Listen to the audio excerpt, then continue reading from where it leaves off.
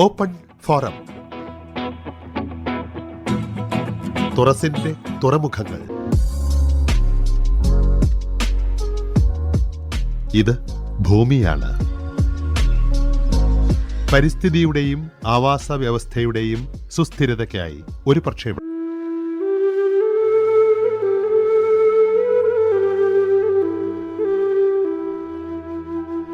വൈവിധ്യമാർന്ന ഭൂപ്രകൃതി കൊണ്ടും സവിശേഷമായ കാലാവസ്ഥ കൊണ്ടും പ്രകൃതി വിഭവങ്ങളുടെ ലഭ്യത കൊണ്ടും സമ്പുഷ്ടമായ ഭൂപ്രദേശമാണ് കേരളത്തിനുള്ളത്.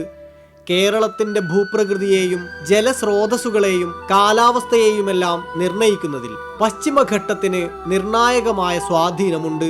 വിവിധ സംസ്ഥാനങ്ങളിലൂടെ കടന്നുവരുന്ന ഗിരിശൃംഖലയുടെ സവിശേഷ സാന്നിധ്യം അതീവ പ്രാധാന്യമുള്ള ഒന്നാണ്. സമീപ ദശകങ്ങളിലെ വർദ്ധിതമായ ആഗോളതാപനത്തിന്റെ ഫലമായി കേരളത്തിലെ കാലാവസ്ഥയിലും അന്തരീക്ഷ സ്ഥിതിയിലും അതിതീവ്രമായ മാറ്റങ്ങൾ സംഭവിച്ചുകൊണ്ടിരിക്കുകയാണ്. കേരളത്തിന്റെ കാലാവസ്ഥയിൽ പശ്ചിമഘട്ട മലനിരകൾക്കുള്ള പ്രാധാന്യത്തെക്കുറിച്ചും ആഗോളതാപനത്തിന്റെയും കാലാവസ്ഥാ വ്യതിയാനത്തിന്റെയും പശ്ചാത്തലത്തിൽ പശ്ചിമഘട്ടത്തിന്റെ നിലനിൽപ്പ് എത്രത്തോളം അനിവാര്യമാണ് എന്നതിനെക്കുറിച്ചും നമ്മളോട് സംസാരിക്കുന്നു കൊച്ചി ശാസ്ത്ര സാങ്കേതിക സർവകലാശാലയിലെ advance centre for atmospheric radar research director doctor Abhilash S. കാലാവസ്ഥാ വ്യതിയാനത്തിന്റെ ഭാഗമായി മിതമായ മഴദിനങ്ങൾ കുറയുകയും അതിതീവ്ര മഴദിനങ്ങൾ കൂടുകയും ചെയ്യുന്നു. മലനാടും ഇടനാടും തീരപ്രദേശവും ഉൾപ്പെടുന്ന സവിശേഷമായ ഭൂപ്രകൃതിയുള്ള കേരളത്തെ പോലെയുള്ള സ്ഥലങ്ങളിൽ ഇത്തരം മാറ്റങ്ങൾ പ്രളയത്തിനും അതോടൊപ്പം തന്നെ വരൾച്ചയ്ക്കും ഒരുപോലെ ആക്കം കൂട്ടാറുണ്ട്. കഴിഞ്ഞ ദശകത്തിൽ കേരളത്തിൽ ലഭിച്ച മൺസൂൺ മഴയുടെ തീവ്രത പരിശോധിച്ചാൽ ഇത് വ്യക്തമാകും. മൺസൂൺ മഴയുടെ വിതരണത്തിലും തീവ്രതയിലും കാണുവാൻ സാധിക്കുന്ന മാറ്റങ്ങൾക്കൊപ്പം മഴമേഘങ്ങളുടെ ഘടനയിൽ സംഭവിച്ച മാറ്റങ്ങൾ എടുത്തു പറയേണ്ടതാണ്. അടുത്ത കാലത്തായി മൺസൂൺ സമയത്തും അന്തരീക്ഷത്തിൽ 15 മുതൽ 16 വരെ ഉയരത്തിൽ എത്തുന്ന ഹിമകണങ്ങളുടെ സാന്നിധ്യമുള്ള ഇടിമിന്നൽ മേഘങ്ങളായ കൂമ്പാര മേഘങ്ങൾ അഥവാ ക്യുമുലോനിംബസ് മേഘങ്ങൾ പതിവാകുന്നത് ആഗോളതാപനത്തിൻ്റെ ഫലമായിട്ടാണെന്നാണ് പൊതുവെ വിലയിരുത്തുന്നത്. ഇത്തരം മേഘങ്ങളുടെ മറ്റൊരു സവിശേഷത എന്ന് പറയുന്നത് ചുരുങ്ങിയ കാലയളവിൽ അതിതീവ്ര മഴ പെയ്യിക്കാൻ സാധിക്കും എന്നുള്ളതാണ്. കേരളത്തിൽ അതിതീവ്ര മഴ ലഭിച്ച 2019, 2020, 2021, 2024 ഇത്തരം കൂമ്പാര മേഘങ്ങളുടെ സാന്നിധ്യം ദൃശ്യമായിരുന്നു. വലിയ കൂമ്പാര മേഘങ്ങളുടെ സാന്നിധ്യം കേരളത്തിൽ കൂടി വരുന്നത് മിന്നൽ ചുഴിയും വിൻഡ് ഗസ്റ്റ് കാരണം കാർഷിക മേഖലയിൽ വലിയ നാശമാണ് വിതയ്ക്കുന്നത്. ഉദാഹരണമായി 2024 വലിയ വരൾച്ചയും ഉഷ്ണതരംഗങ്ങളും മൂലം ഏക്കർ കണക്കിന് നെൽകൃഷിയും ഏലം കൃഷിയും നശിച്ച സ്ഥലത്ത് പിന്നീടുണ്ടായ അതിതീവ്ര മഴയും വെള്ളപ്പൊക്കവും ഉരുൾപൊട്ടലും കാരണമുള്ള നാശനഷ്ടങ്ങളാണ് ഇപ്പോൾ നമ്മൾ അനുഭവിച്ചുകൊണ്ടിരിക്കുന്നത്. കാലാവസ്ഥാ വ്യതിയാനത്തിൻ്റെയും ആഗോളതാപനത്തിൻ്റെയും ഏറ്റവും മോശമായ പ്രത്യാഘാതങ്ങളുമായി വേഗത്തിൽ പൊരുത്തപ്പെടാൻ കഴിയാത്ത ജനവിഭാഗങ്ങൾക്ക് വലിയ പ്രത്യാഘാതമുണ്ടാകും. ഉപജീവനത്തിനായി കടലും വനങ്ങളും കാർഷിക വൃത്തിയുമായും ഏറ്റവും കൂടുതൽ ബന്ധപ്പെട്ട് കഴിയുന്ന തദ്ദേശീയ ജനവിഭാഗങ്ങളായിരിക്കും ഇതിൻ്റെ രൂക്ഷത ഏറ്റവും കൂടുതൽ അനുഭവിക്കുവാൻ പോകുന്നത്. കേരളത്തിലെ കാലാവസ്ഥ അതിദ്രുതം വ്യതിയാനങ്ങൾക്ക് വിധേയമായിക്കൊണ്ടിരിക്കുകയാണ്. ഈ മാറ്റം പശ്ചിമഘട്ടത്തിന് താങ്ങാൻ സാധിക്കുന്നതല്ല. കേരളത്തിലെ അതിതീവ്രമാകുന്ന കാലാവസ്ഥ അതീവ ദുർബലമായ പശ്ചിമഘട്ട മലനിരകളെ കൂടുതൽ ദുർബലമാക്കിക്കൊണ്ടിരിക്കുകയാണ്. ജിയോളജിക്കൽ സർവേ ഓഫ് ഇന്ത്യയുടെ ഡേറ്റ പ്രകാരം 2015 2022 ഇടയിലുണ്ടായിട്ടുള്ള 3000-ലധികം ഉരുൾപൊട്ടലുകളിൽ 2000-ഓളം ഉരുൾപൊട്ടൽ ഉണ്ടായിട്ടുള്ളത് കേരളത്തിലാണെന്ന് കാണുമ്പോൾ സമീപകാലത്ത് കാലാവസ്ഥയിലുണ്ടായ മാറ്റങ്ങൾ കാരണം കേരളം ഒരു ലാൻഡ്സ്ലൈഡ് ഹോട്ട്സ്പോട്ടായി മാറിയിട്ടുണ്ട് എന്ന് കാണുവാൻ സാധിക്കും. ഔദ്യോഗിക കണക്കുകൾക്കപ്പുറം അനൗദ്യോഗിക കണക്കുകൾ കൂടി പരിശോധിക്കുമ്പോൾ 2015 ശേഷം കേരളത്തിലെ ചരിവ് കൂടിയ മലനിരകളിൽ ഉരുൾപൊട്ടൽ സാധ്യത കൂടിയ മേഖലകളായി മാറുന്നുണ്ട് എന്ന് നമുക്ക് മനസ്സിലാക്കാം. ഇതെല്ലാം സൂചിപ്പിക്കുന്നത് 2015 ശേഷം കാലാവസ്ഥാ വ്യതിയാനത്തിൻ്റെ കയ്യൊപ്പോടുകൂടി കേരളത്തിലെ മഴയുടെ തീവ്രതയിലുണ്ടായ വർധനവ് കേരളം ഉൾപ്പെടെയുള്ള പശ്ചിമഘട്ട മലനിരകളെ എത്രത്തോളം ദുർബലമാക്കിയിട്ടുണ്ടെന്ന് കാണുവാൻ സാധിക്കും. ഇന്ന് ലോകം അഭിമുഖീകരിക്കുന്ന ഏറ്റവും ഗുരുതരമായ പാരിസ്ഥിതിക പ്രതിസന്ധിയാണ് ആഗോളതാപനം. കേരളത്തിൻ്റെ കാലാവസ്ഥയെ സുസ്ഥിരമാക്കി നിലനിർത്താൻ ഒരു പരിധിവരെ പശ്ചിമഘട്ട മലനിരകൾ സഹായിക്കുന്നുമുണ്ട്. ഡോക്ടർ അഭിലാഷ് എസ് തുടരുന്നു. ഇത്തരം അതിതീവ്ര കാലാവസ്ഥ സംഭവങ്ങളെ തുടർന്നുണ്ടാകുന്ന ആഘാതങ്ങൾ ലഘൂകരിക്കുന്നതിനു വേണ്ടി പുതിയ ശാസ്ത്രീയ സമീപനം ആവശ്യമാണ്. ഇത്രയും വൈവിധ്യത്തിനും അതിസങ്കീർണതയ്ക്കും വിധേയമായ കാലാവസ്ഥയുമായി അനുരൂപപ്പെടുവാൻ പ്രാദേശിക ശാസ്ത്ര നയരൂപീകരണം കേരളത്തിൽ അത്യാവശ്യമാണ്. കാലാവസ്ഥാ വ്യതിയാനത്തെ പ്രതിരോധിക്കുവാൻ സാങ്കേതിക വിദ്യ അടിസ്ഥാനമാക്കിയുള്ള പരിഹാരങ്ങളിൽ നിന്നും ആവാസ വ്യവസ്ഥകൾ അടിസ്ഥാനമാക്കിയുള്ള സമീപനങ്ങളിലേക്ക് ഒരു മാതൃകാപരമായ മാറ്റത്തെക്കുറിച്ച് ചിന്തിക്കേണ്ട സമയമാണിത്.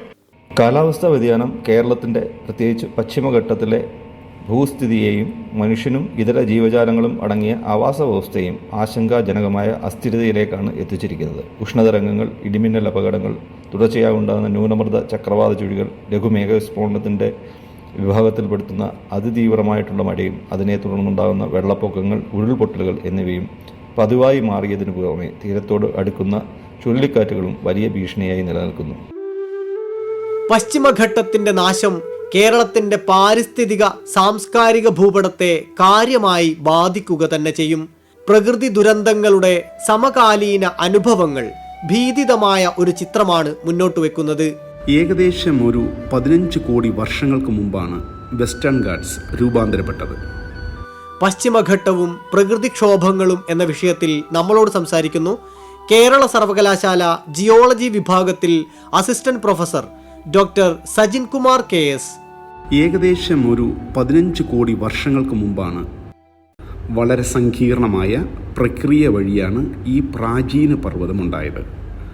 അതിനാൽ ഇതിൻ്റെ ചരിവ് വളരെ കൂടുതലാണ്. അതിനുപരി ഈ ചരിവ് കാരണം സാധാരണ സ്ഥലങ്ങളിൽ, നമ്മുടെ സാധാരണ കേരളത്തിൽ അല്ലെങ്കിൽ ഏത് പ്രദേശത്ത് കാണുന്ന സാധാരണ കാണുന്ന കനം കൂടിയ മണ്ണ് ഇവിടെ കാണുവാൻ സാധ്യമല്ല. മറിച്ച് എന്ത് സംഭവിക്കും?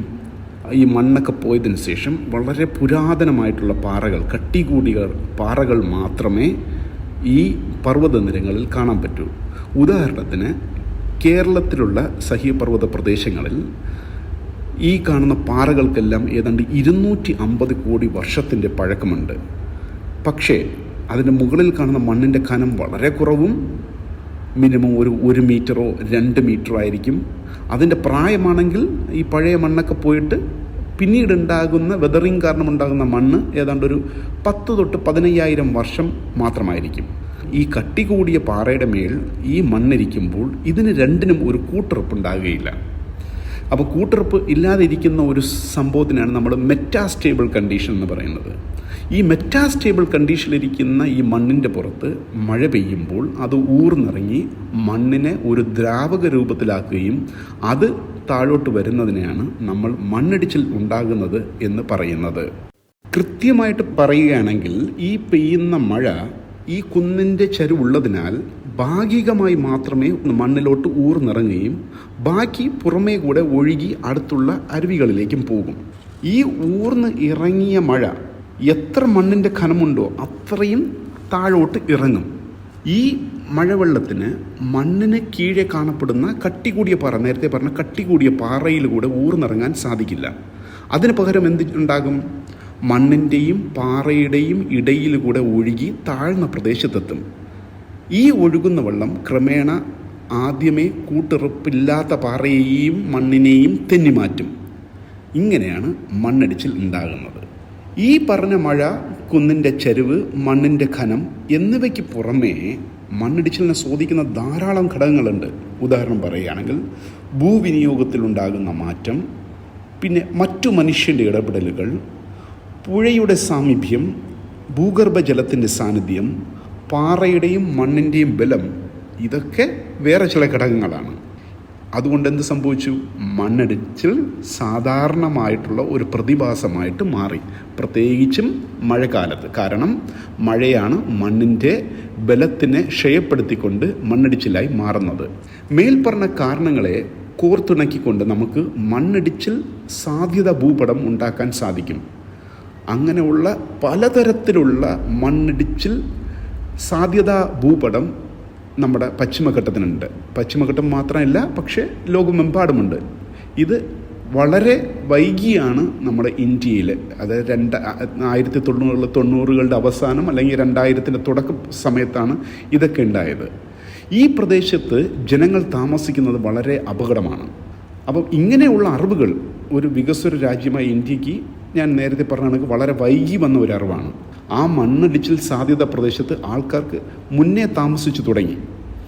അതിനാലാണ് മണ്ണിടിച്ചിൽ സംഭവിക്കുമ്പോൾ ആൾനാശം ഉണ്ടാകുന്നത്, പ്രത്യേകിച്ചും ജനസാന്ദ്രത കൂടുതലുള്ള കേരള പ്രദേശം. കേരളത്തിലുണ്ടാകുന്ന അതേ വലുപ്പത്തിലുള്ള ഒരു ഉരുൾപൊട്ടൽ ഹിമാലയത്തിൽ ഉണ്ടാകുകയാണെങ്കിൽ അവിടെ ഇത്ര ആൾനാശം ഉണ്ടാകുകയില്ല. അവിടെ ജനസാന്ദ്രത കുറവുള്ളതിനാലാണ്. വളരെ ദുർബല പ്രദേശത്ത് നിന്ന് തീർച്ചയായിട്ടും ആൾക്കാരെ മാറ്റി താമസിച്ചേ മതിയാവൂ. പക്ഷെ മറ്റു പ്രദേശങ്ങളിൽ നമുക്ക് മറ്റു മാർഗങ്ങളുണ്ട്. ഉദാഹരണത്തിന് land slide early warning system technology എന്നാണ് ലോകമെമ്പാടും സ്വീകരിച്ചു വരുന്ന ഒരു പ്രക്രിയ. ഈ land slide early warning system എന്ന് പറയുന്നത് സാധാരണ നേരത്തെ പറഞ്ഞത് കണക്ക് കേരളത്തിലുള്ള എല്ലാ ഉരുൾപൊട്ടലും 99.9% മണ്ണിടിച്ചിലും മഴക്കാലത്താണ് സംഭവിക്കുന്നത്. അപ്പോൾ ഒരു പ്രദേശത്ത് എത്ര മഴ പെയ്തപ്പോഴാണ് അവിടെ ഉരുൾപൊട്ടലുണ്ടായത്, ആ മഴയുടെ തോതിനെയാണ് നമ്മൾ റെയിൻഫോൾ ത്രെഷോൾഡ് എന്ന് പറയുന്നത്. ഉദാഹരണം പറയുകയാണെങ്കിൽ ഇപ്പം മൂന്നാറിൽ ഒരു ഉരുൾപൊട്ടലുണ്ടായി. അവിടെ 5 ദിവസം കൊണ്ട് 200 മില്ലിമീറ്റർ മഴ പെയ്തപ്പോഴാണ് ഉരുൾപൊട്ടലുണ്ടായതെങ്കിൽ അതാണ് നമ്മുടെ ത്രെഷോൾഡ്. അപ്പോൾ ആ ത്രെഷോൾഡ് മനസ്സിലാക്കാൻ പറ്റാവുന്ന വളരെ ഡെൻസിറ്റി കൂടിയ ഒരു റെയിൻ ഗേജ് സ്റ്റേഷൻ്റെ നെറ്റ്വർക്ക്, മഴമാപ്പിനികളുടെ ഒരു നെറ്റ്വർക്ക് സ്ഥാപിക്കുകയാണെങ്കിൽ നമുക്ക് ആ പെയ്യുന്ന മഴയുടെ അനുസരിച്ച് നമുക്ക് വാർണിംഗ് അവിടെ താമസിക്കുന്ന ആൾക്കാർക്ക് മുന്നറിയിപ്പുകൾ നൽകാൻ പറ്റും. പശ്ചിമഘട്ടത്തിലുള്ള പല ഉരുൾപൊട്ടലുകളെയും അതിൻ്റെ നാശനഷ്ടങ്ങളെ കുറയ്ക്കുവാൻ സാധിക്കും. പശ്ചിമഘട്ടം ഒരു ദേശത്തിൻ്റെ ആകെ പാരിസ്ഥിതികവും ജൈവികവുമായ സുസ്ഥിരതയ്ക്ക് സഹായകമാകുന്ന പ്രധാനപ്പെട്ട ഘടകമാണ്.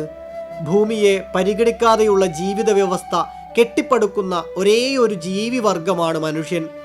മനുഷ്യൻ്റെ ജീവിതക്രമം ഭൂമിയുടെ നിലനിൽപ്പിനെ തകരാറിലാക്കുകയും മനുഷ്യൻ ഉൾപ്പെടുന്ന ആവാസ വ്യവസ്ഥയെ തന്നെ അപകടാവസ്ഥയിലാക്കുകയും ചെയ്യുകയാണ്. ഭൂമിയില്ലാതെ മനുഷ്യനില്ല എന്ന ഓർമ്മ അടിസ്ഥാന ബോധ്യമായി മാറേണ്ടതുണ്ട് എന്ന് സാരം.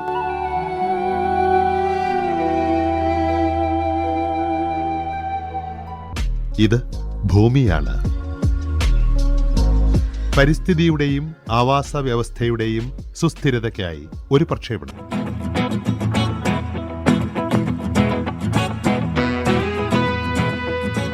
നിർവഹണ സഹായം ഷിബിൻ കെ.